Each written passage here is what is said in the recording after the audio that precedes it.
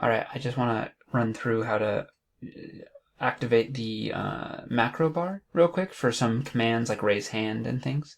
You can just click on here, which is the macros, and then you'll see these. You won't see saves, but you'll see the other ones right here.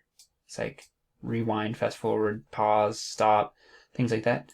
Just click those, and you'll see that it automatically does the show macro bar once you start enabling those, and then they appear right here.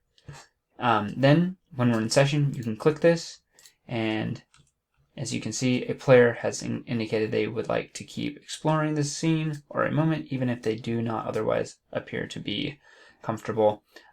This is just sort of like safety tools. I like the raise the hand the most. That really helps, and Rinbrand does a good job of using that when he wants to hop in. And I think that's a really handy little tool. So yeah, if you don't mind just doing that, that'll be super simple.